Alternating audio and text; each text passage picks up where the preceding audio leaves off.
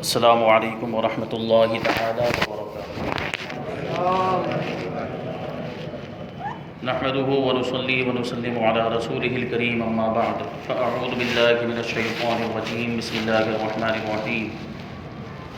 ان اللہ وملائکته یصلون علی النبی یا ایھا الذین آمنوا صلوا علیہ وسلموا تسلیما۔ اللهم صل علی سیدنا ومولانا محمد معدن الجود والکرم وآلہ الکرام وابنہ الکریم وبارک وسلم صلاۃ وسلاما علیک یا رسول اللہ صلی اللہ تعالی علیہ وسلم۔ عزیزان ملت اسلامیہ، گزشتہ اتوار کو ہم نے سماعت کیا کہ حضور اقدس صلی اللہ علیہ وسلم کی سیرت پاک اور آپ کی زندگی کے حالات کیسے جمع کیے گئے اور اس کو کیسے لکھا گیا۔ اس میں بنیادی طور پر یہ بات بیان کی گئی تھی کہ جب تک قرآن پاک نازل ہوتا رہا تب تک کوئی حدیث لکھنے کی اجازت نہیں تھی یا کوئی دوسری چیز اس طریقے سے محفوظ کرنے کی اجازت نہیں تھی۔ لیکن پھر صحابہ کرام کے دور کے بعد حضرت عمر ابن عبدالعزیز رضی اللہ تعالیٰ عنہ کا دور آیا تو اس دور میں حدیثیں لکھنے کا بھی عام رواج ہو گیا اور حضور اقدس صلی اللہ علیہ وسلم کی سیرت پاک بھی اسی زمانے میں لکھی گئی۔ اب اس کا یہ مطلب نہیں ہے کہ اس سے پہلے سیرت پاک یا حضور کی زندگی کے حالات محفوظ نہیں تھے، بلکہ صحابہ کرام نے ساری چیزوں کو زبانی یاد رکھا ہوا تھا، اپنے ذہن میں محفوظ رکھا تھا۔ میں نے آپ کو بتایا تھا عرب کے اذہان کے بارے میں، ان کی یادداشت کے بارے میں اور ان کے قوت حافظہ کے بارے میں کہ ان کا حافظہ کیسا ہوتا تھا کہ وہ بڑی بڑی چیزیں اور بہت سارے سینکڑوں اشعار جو تھے وہ زبانی یاد کر لیا کرتے تھے اور لکھنے کو، لکھ کر محفوظ کرنے کو وہ اپنی توہین سمجھا کرتے تھے، اپنی کسر شان سمجھا کرتے تھے۔ تو وہی باتیں جو صحابہ کرام نے یاد رکھی تھی اور جو صحابہ کرام نے اپنے بعد والوں کو پہنچائی تھی، ان کو سنایا تھا، تابعین کو جو باتیں حضور اقدس صلی اللہ علیہ وسلم کی سنائی تھی۔ آپ احادیث پڑھیں، احادیث علماء کرام سے آپ سنتے بھی ہوں گے، تو صحابہ کرام کس طریقے سے حضور اقدس صلی اللہ علیہ وسلم کی احادیث کو بیان کرتے ہیں۔ دیکھیں، حدیث کا مطلب کیا ہوتا ہے، پہلے اس کو سن لیں۔ حدیث کا مطلب ہوتا ہے کہ حضور اقدس صلی اللہ علیہ وسلم نے کچھ ارشاد فرمایا یا حضور اقدس صلی اللہ علیہ وسلم نے کوئی عمل کیا، کچھ کر کے دکھایا، تو اس کو بھی حدیث کہتے ہیں۔ یا یہ کہ حضور اقدس صلی اللہ علیہ وسلم کے سامنے کسی صحابی نے کوئی عمل کیا اور اللہ کے رسول نے منع نہیں فرمایا، تو وہ بھی حدیث ہو جایا کرتی ہے۔ تو تین طرح کی حدیثیں ہیں۔ تو اللہ کے رسول صلی اللہ علیہ وسلم کے خاص طور پر وہ احادیث جو آپ ارشاد فرماتے تھے، جو آپ کے الفاظ، آپ کے کلمات ہوا کرتے تھے، صحابہ کرام صرف ان کلمات ہی کو، ان الفاظ ہی کو نہیں بیان کرتے بلکہ کیفیت کو بھی بیان کرتے تھے۔ اکثر مقامات پر آپ دیکھیں گے تو جو راوی حدیث ہوتے ہیں وہ اس طریقے سے بیان کرتے ہیں کہ حضور اقدس صلی اللہ علیہ وسلم نے انگلی سے اس طرح اشارہ کرتے ہوئے ارشاد فرمایا، حضور اقدس صلی اللہ علیہ وسلم اس طرح تشریف فرما تھے، اس طرح بیٹھے ہوئے تھے، یا منبر پر تشریف فرما تھے اور ارشاد فرمایا۔ یہ ساری کیفیتیں اور یہ سارے حالات بھی بیان کیے۔ میں نے عرض کیا تھا کہ حضور اقدس صلی اللہ علیہ وسلم کے حالات زندگی کو، ایک ایک گوشے کو، زندگی کے ایک ایک گوشے کو صحابہ کرام نے اس طریقے سے بیان کیا ہے کہ پوری دنیا میں کسی بھی شخص کے حالات اس طریقے سے بیان نہیں کیے گئے، چاہے وہ کسی بھی بڑے مرتبے پر ہو، دنیاوی اعتبار سے یا دوسرے اعتبار سے آپ دیکھ لیں تو کسی کے بھی حالات اس طریقے سے جمع نہیں کیے گئے جس طریقے سے ہمارے آقا کے حالات جمع کیے گئے۔ کیونکہ حضور اقدس صلی اللہ علیہ وسلم، ظاہر سی بات ہے، اللہ تبارک و تعالیٰ نے جیسا مرتبہ آپ کو عطا فرمایا ایسا مرتبہ کسی کا نہیں۔ صحابہ کرام اس چیز کو جانتے تھے، صحابہ کرام کو اس نعمت کی قدر تھی کہ اللہ تبارک و تعالیٰ نے حضور اقدس صلی اللہ علیہ وسلم کے ذریعے سے ہمیں اسلام کی دولت عطا فرمائی، تو اسی وجہ سے انہوں نے حضور صلی اللہ علیہ وسلم کی ہر چیز کو محفوظ کیا، صرف حدیثوں کو ہی نہیں، حضور کے حالات زندگی کو بھی محفوظ کیا، اسی طریقے سے حضور کے تبرکات کو بھی محفوظ کیا۔ صحابہ کرام نے، آج جو ہم منہ مبارک کی، بال مبارک کی زیارت کرتے ہیں. بعض مقامات پر حضور کے جبہ مبارک بھی موجود ہے، حضور کی ٹوپی مبارک موجود ہے، امامہ شریف موجود ہے، دوسرے تبرکات موجود ہیں. یہ کیسے ہم تک پہنچے ہیں؟ یہ صحابہ کرام نے ان کو سنبھال کے رکھا، ان کی حفاظت کی، اپنے بعد والوں کو پہنچایا، پھر انہوں نے اس کو جو حفاظت کے ساتھ رکھا، پھر وہ بڑھتے بڑھتے ہوتے ہوتے ہم تک پہنچاتے ہیں. تو صحابہ کرام اگر اس کی اہمیت نہ سمجھتے کہ یہ اس کی کوئی ضرورت نہیں ہے، اس کو محفوظ رکھنے کی کوئی ضرورت نہیں، تو آج یہ چیزیں ہم تک پہنچتی. صحابہ کرام بھی ان تبرکات کی تعظیم کیا کرتے تھے، صحابہ کرام بھی ان تبرکات کی زیارت کیا کرتے تھے. ابھی انشاءاللہ تبارک و تعالیٰ آگے ہم جو ہے کہ سنیں گے، اس کے موقع پر جب وقت آئے گا، حضرت عمر ابن عبدالعزیز خود جن کا ابھی ذکر آیا، انہوں نے ایک خاص کمرہ بنایا ہوا تھا اپنے گھر کے اندر، ایک خاص کمرہ جو ہمیشہ بند رہتا تھا.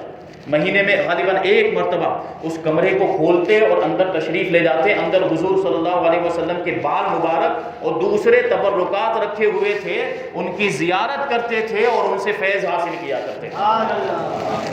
حضرت عمر ابن عبدالعزیز. اسی طرح بہت سے صحابہ کرام کے واقعات ہیں. حضرت عروہ ابن مسعود ثقفی رضی اللہ تعالیٰ عنہ کا واقعہ ہے کہ وہ دیکھنے کے لیے آئے تھے حضور اقدس صلی اللہ علیہ وسلم کو، اور صحابہ کرام کو کہ ان کا کیسا معاملہ ہے. اس وقت تک آپ ایمان نہیں لائے تھے. حضرت عروہ ابن مسعود ثقفی جب آپ پہنچے حدیبیہ کے مقام پر، کفار مکہ نے، مشرکین مکہ نے آپ کو بھیجا تھا دیکھنے کے لیے، حالات کا جائزہ لینے کے لیے کہ محمد صلی اللہ علیہ وسلم اور ان کے ساتھیوں کا معاملہ کیا ہے. تو حضرت عروہ ابن مسعود ثقفی جب آئے اور انہوں نے دیکھا تو کیا دیکھتے ہیں کہ جب حضور اقدس صلی اللہ علیہ وسلم وضو فرماتے ہیں تو وضو کا بچا ہوا پانی بھی صحابہ کرام زمین پر گرنے نہیں دیتے. وہ دیکھتے ہیں کہ کوئی صحابی ہے اس پانی کو لے کر اپنے چہرے پہ مل رہے ہیں، کوئی صحابی ہے جو اپنے سر پہ لگا رہے ہیں، کوئی اپنے سینے پہ لگا رہا ہے، کوئی اپنے بدن پہ لگا رہا ہے. اور یہی صحابہ کرام ہیں کہ جب حضور اقدس صلی اللہ علیہ وسلم نے عمرے کے موقع پر جب اپنے بال مبارک کو جو ہے کہ الگ کیا تھا، اس وقت صحابہ کرام نے ان بالوں کو بھی اپنے پاس محفوظ رکھ لیا. یہ وہی بال مبارک ہیں جو ہم تک پہنچے ہیں. اور یہاں تک معاملہ تھا کہ جب حضور اقدس صلی اللہ علیہ وسلم تھوک مبارک جب نکالتے تھے، جب تھوکتے تھے تو صحابہ اس کو بھی گرنے نہیں دیتے تھے. سوچیں آپ، صحابہ کرام اس کو بھی اپنے ہاتھ میں.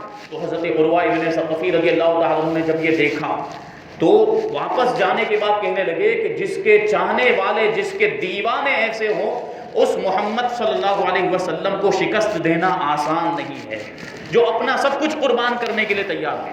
یہ صحابہ کرام ہیں جنہوں نے اللہ کے رسول صلی اللہ علیہ وسلم کے حالات کو اس طریقے سے محفوظ کیا. اور تابعین میں محدثین کے ساتھ ساتھ جب تابعین کا دور آیا. اچھا ایک بات یہاں پر یہ بھی عرض کر دوں، ہم بار بار سنتے رہتے ہیں، یہ بات بیان کرنا بھی ضروری ہے. صحابہ کرام یہ لفظ آتا ہے، پھر کیا آتا ہے؟ تابعین، پھر آتا ہے تبع تابعین. اللہ تبارک و تعالیٰ کا بے پناہ فضل و احسان ہے کہ ہماری سورت کی سرزمین پر تبع تابعین بھی موجود ہے. اور سنا ہے کہ تابعی کا بھی مزار ہے مارکیٹ کے اندر. اللہ تبارک و تعالیٰ نے سورت والوں کو یہ شرف اور یہ سعادت عطا فرمائی ہے کہ ایسے عظیم مرتبے والے لوگ موجود ہیں. ابھی میں بتاؤں گا کہ تابعی کہتے کسے ہیں، تبع تابعین کہتے کسے ہیں.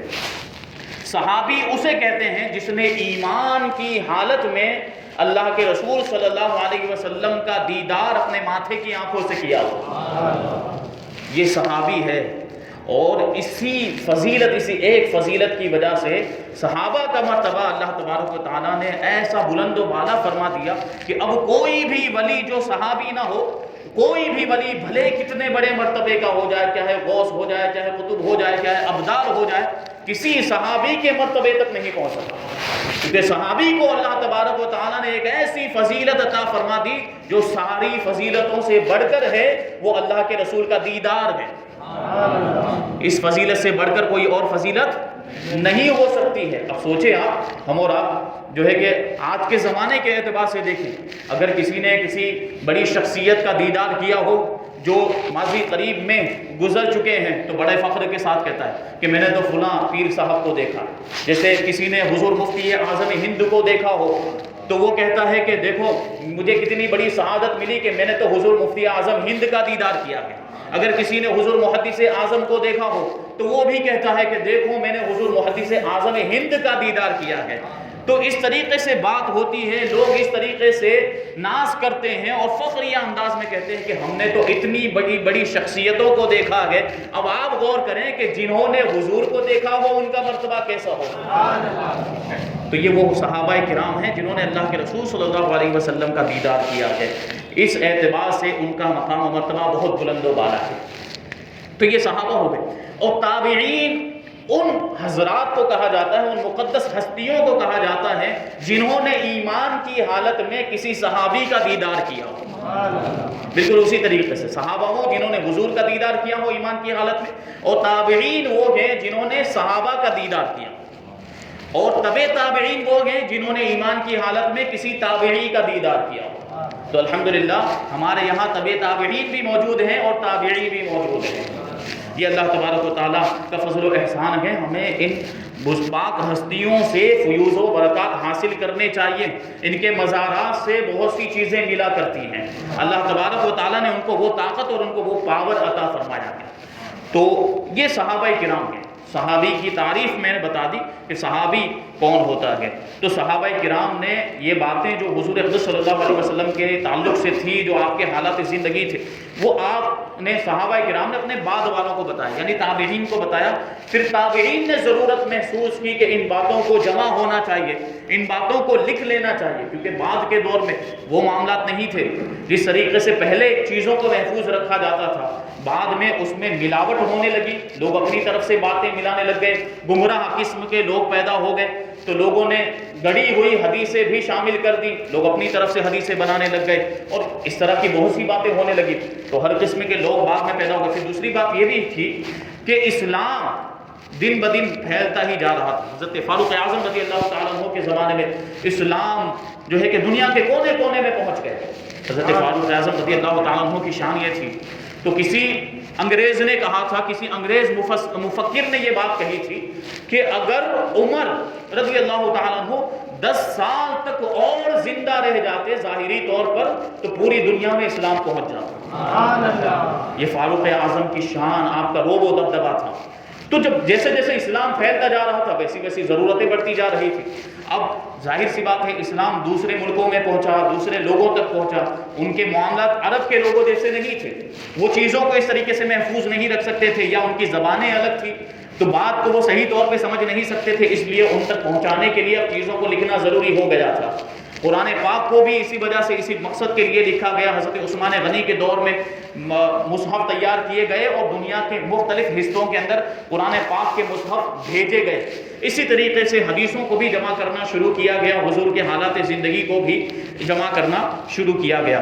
حضرت صحابہ کرام سیرت نبویہ کے موضوع پر کتابیں تو تصنیف نہ کر سکے، یعنی صحابہ کرام نے کتابیں نہ لکھی، مگر وہ اپنی یادداشت سے زبانی طور پر، وہی بات جو میں نے ابھی عرض کی، اپنی مجالس، اپنی مجلسوں میں، محفلوں میں، اپنی درسگاہوں میں، اپنے خطبات میں، یعنی اپنے بیانات میں احادیث احکام کے ساتھ ساتھ، احادیث احکام کا کیا مطلب ہوتا ہے؟ وہ حدیثیں جن سے کوئی مسئلہ نکلتا ہو، جن میں شریعت کا کوئی حکم بیان کیا گیا ہو کہ یہ کرنا ہے یہ نہیں کرنا، اس کو احادیث احکام کہا جاتا ہے۔ تو صحابہ کرام جس طریقے سے احادیث احکام بیان کرتے تھے، مسائل بیان کرتے تھے، اسی طریقے سے سیرت نبویہ کے مضامین بھی بیان کیا کرتے تھے، یعنی حضور صلی اللہ علیہ وسلم کے حالات زندگی بھی بیان کرتے۔ اسی لیے احادیث کی طرح مضامین سیرت کی روایتوں کا سرچشمہ بھی صحابہ کرام کی مقدس شخصیتیں ہی ہیں۔ آپ دیکھیں تو حدیثوں کا جو سلسلہ ہے وہ صحابہ کرام تک پہنچتا ہے اور صحابہ سے حضور تک پہنچتا ہے۔ جو حدیثیں ہیں ان کو جمع کرنے کا اور ان کو محفوظ کرنے کا کیسا طریقہ اختیار کیا گیا۔ جو محدثین ہیں انہوں نے ایسے اصول و قوانین بنائے کہ کوئی جھوٹا ہے تو اس کی حدیث نہیں لیں گے، کوئی تہمت کسی پر اگر لگ گئی ہے تو اس کی حدیث ہم نہیں لیں گے، کوئی اس طرح اسباب طعن انہوں نے جو ہے کہ مقرر کیے ہیں کہ کسی کے اندر یہ اسباب طعن میں سے کوئی ایک سبب بھی پایا جاتا ہے تو اس کی حدیث قبول نہیں کی جائے گی، اور جو بالکل صاف ستھرا ہے، اس کا کردار اور اس کے اخلاق اور ہر اعتبار سے بالکل کامل ہے، اسی کی حدیثیں قبول کی جائیں گی، کیونکہ یہ حدیث اللہ کے رسول کے ارشادات ہیں، کسی معمولی شخصیت، کسی معمولی انسان کی یہ باتیں نہیں، یہ اللہ کے رسول کی باتیں ہیں، تو اس کا اہتمام بھی ایسا کیا گیا۔ صحابہ کرام نے اس طریقے سے اور محدثین نے اس طریقے سے حدیثوں کو محفوظ کیا. تو جس طریقے سے حدیث کی روایت ہوتی ہے کہ انہوں نے ہم سے بیان کیا، پھر ان کو ان کے استاذ نے بیان کیا، اس طریقے سے صحابی تک وہ سلسلہ پہنچتا ہے اور صحابی سے اللہ کے رسول تک وہ سلسلہ پہنچتا ہے. اسی طرح سیرت نبویہ کو بھی، اللہ کے رسول کے حالات زندگی کو بھی صحابہ کرام نے اپنے بعد والے لوگوں سے بیان کیا، پھر انہوں نے اپنے بعد والے لوگوں کو وہ سارے حالات بیان کیے. بہرحال دور تابعین سے 11ویں صدی تک، 11ویں صدی ہجری، چند مقتدر محدثین اور مصنفین سیرت کے اسماء گرامی ملاحظہ فرمائے. میں نے عرض کیا تھا کہ یہاں تقریباً 40 نام شمار کیے گئے ہیں جنہوں نے حضور اقدس صلی اللہ علیہ وسلم کی سیرت پر کچھ لکھا. اس کے بعد کے دور میں تو معاملات یہ تھے کہ یہ ان لوگوں نے، ان حضرات نے، ان ہستیوں نے جو لکھ دیا تھا، پھر انہی سے لے کر بعد میں لوگوں نے لکھا ہے. تو جو اصل کی حیثیت رکھتے ہیں، جنہوں نے اس موضوع پر اور اس ٹاپک پر بڑی محنت کی اور بڑی جانفشانی کے ساتھ کام کیا ہے، ان کے اسماء گرامی یہاں پر لکھے ہیں، جن کے بارے میں ہم نے پہلے سنا کہ یہ اسماء گرامی، یہ نام اتنے مقدس اور اتنے پاکیزہ نام ہے کہ اگر ان ناموں کے وسیلے سے بارش طلب کی جائے تو اللہ بارش عطا فرما دے. کیونکہ انہوں نے کام کیسا کیا وہ تو دیکھیں. اللہ کے رسول کی زندگی کے حالات کو جمع کیا ہے، کہ کوئی معمولی کام نہیں. یہ جن کے نصیب بلند ہوتے ہیں، اللہ تبارک و تعالیٰ ان کو ایسی توفیق عطا فرمائے. 11ویں صدی کے بعد والے مصنفین کے ناموں کو ہم نے اس فہرست میں اس لیے جگہ نہیں دی کہ یہ لوگ در حقیقت اگلے مصنفین ہی کے خوشہ چین اور فیض یافتہ ہیں. یعنی جو ان سے پہلے جو مصنفین ہو گئے، انہی سے لے کر انہوں نے پھر بعد والوں نے کتابیں لکھی ہے. اب یہ حضرات کے نام سماعت فرمانا ہے آپ کو. اللہ تبارک و تعالیٰ ان ناموں کی برکتیں ہمیں عطا فرمائے. حضرت عروہ ابن زبیر تابعی، حضرت عامر ابن شراحیل امام شعبی، حضرت ابان بن امیر المؤمنین حضرت عثمان، حضرت وہب ابن منبہ یمنی، حضرت عاصم بن عمر بن قتادہ، حضرت شرحبیل بن سعد، حضرت محمد بن شہاب زہری، حضرت اسماعیل بن عبد الرحمن سدی، حضرت عبداللہ بن ابو بکر بن حزم، حضرت موسیٰ بن عقبہ، حضرت محمد بن راشد، حضرت محمد بن اسحاق، جنہیں صاحب المغازی کہا جاتا ہے. یعنی جو جنگوں کے جو واقعات ہیں، جو خاص طور پر جو جنگوں کے واقعات، غزوات کے جو واقعات ہیں، ان کو خاص طور پر حضرت محمد ابن اسحاق نے بیان کیا ہے. حضرت زیاد بکائی، حضرت محمد بن عمر واقدی، حضرت محمد بن سعد، حضرت ابو عبداللہ محمد بن اسماعیل بخاری، حضرت مسلم بن حجاج قشیری، حضرت ابو محمد عبداللہ بن مسلم بن قطیبہ، حضرت ابو داود سلیمان بن اشعث سجستانی صاحب السنن، حضرت ابو عیسیٰ محمد بن عیسیٰ ترمذی، حضرت ابو عبداللہ محمد یزید بن ماجہ قزوینی، حضرت ابو عبد الرحمن احمد بن شعیب نسائی، حضرت محمد بن جریر طبری، حضرت حافظ عبد الغنی بن سعید امام النسب، حضرت ابو نعیم احمد بن عبداللہ، حضرت شیخ الاسلام ابو عمر حافظ ابن عبد البر، حضرت ابو بکر احمد بن حسین بیہقی، حضرت علامہ قاضی عیاض صاحب الشفا. قاضی عیاض وہ ہیں جنہوں نے شفا شریف لکھی ہے، جس کے اندر حضور اقدس صلی اللہ علیہ وسلم کے حالات زندگی کو، آپ کے شمائل کو بڑے اچھے انداز میں بیان کیا. حضرت عبد الرحمن بن عبداللہ سہیلی، حضرت علامہ عبد الرحمن ابن جوزی، حضرت احمد بن محمد بن ابو بکر قسطلانی، حضرت امام شرف الدین عبد المؤمن دمیاتی، حضرت ابن سید النساء بصری، حضرت حافظ علاء الدین مغلطائی، حضرت علامہ ابن حجر اسقلانی، حضرت علامہ بدر الدین محمد عینی، حضرت ابو الحسن علی بن عبداللہ بن احمد سمہودی، حضرت محمد بن یوسف صالحی صاحب السیرت شامیہ، حضرت علی بن برہان الدین صاحب السیرت حلبیہ، اور حضرت شیخ عبد الحق محدث دہلوی رضی اللہ تعالی عنہ.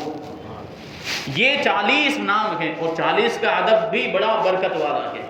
40 کے عدد میں بھی اللہ تبارک و تعالیٰ نے بڑی برکتیں رکھی ہیں. ہم امید کرتے ہیں کہ اللہ تبارک و تعالیٰ ہمیں ان ناموں کی برکتیں عطا فرمائے. قدماء محدثین و فقہا، جو پرانے محدثین تھے، پرانے فقیہ تھے، اور مغازی و سیر کے عنوان کے تحت میں فقط غزوات اور اس کے متعلقات کو بیان کیا کرتے تھے. یعنی پرانے جو محدثین تھے، حدیث کی کتابوں کے اندر کتاب المغازی ملے گا، کتاب السیر ملے گا، تو اس جو وہ باب متعین کرتے تھے، جو وہ چیپٹر مقرر کرتے تھے، اس میں صرف جنگ کے واقعات کو ذکر کیا کرتے تھے محدثین.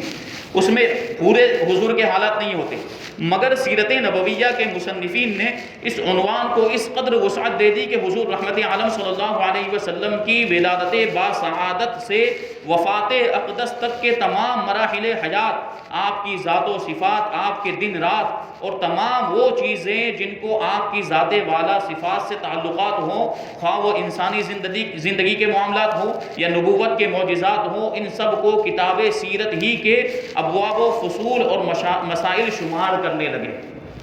یعنی پھر پوری زندگی حضور کی بیان کی، حضور کی صفات، حضور کی خوبیاں، چاہے زندگی کے معاملات ہوں یا معجزات ہوں، ساری چیزوں کو یہ مصنفین بیان کرنے لگے۔ چنانچہ اعلان نبوت سے پہلے اور بعد کے تمام واقعات، کاشانہ نبوت سے جبل حرا کے غار تک اور جبل حرا کے غار سے جبل سور کے غار تک اور حرم کعبہ سے طائف کے بازار تک اور مکہ کی چراگاہوں سے ملک شام کی تجارت گاہوں تک اور ازواج مطہرات کے حجروں کی خلوت گاہوں سے لے کر اسلامی غزوات کی رسم گاہوں تک آپ کی حیات مقدسہ کے ہر لمحات میں آپ کی مقدس سیرت کا آفتاب عالم تاب جلوہ گر ہے۔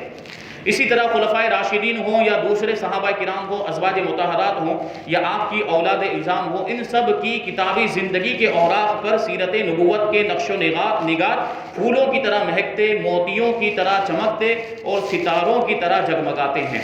اور یہ تمام مضامین سیرت نبویہ کے شجرۃ الخلد ہی کی شاخیں، پتیاں اور پھول پھل ہیں۔ یہ سارے حالات زندگی، بعض صحابہ کرام کا بھی اس میں تذکرہ آ گیا، حضور کی ازواج مطہرات کا بھی ذکر کیا گیا، آپ کی مبارک مقدس بیویوں کا ذکر کیا گیا، حضور کی اولاد کا بھی ذکر کیا گیا ہے۔ یہ سارے حالات انشاءاللہ تبارک و تعالیٰ، اللہ تبارک و تعالیٰ نے توفیق عطا فرمائی تو ہم آگے سماعت کریں گے۔ اس کے بعد ملک عرب، کیونکہ حضور اقدس صلی اللہ علیہ وسلم کو عرب سے خاص طور پر نسبت حاصل تھی کہ آپ کی پیدائش کہاں پر ہوئی؟ مکہ مکرمہ میں، جو ملک عرب کے اندر موجود ہے۔ تو ملک عرب کا مختصر تعارف بیان کیا جائے گا، پھر مکہ کا، مدینہ کا تعارف بیان کیا جائے گا، اس کے بعد انشاءاللہ تبارک و تعالی حضور کی مکی زندگی ہم سماعت کریں گے۔ اللہ تبارک و تعالی ہم سب کو عمل کی توفیق عطا فرمائے۔ وما علینا الا البلاغ۔ السلام علیکم۔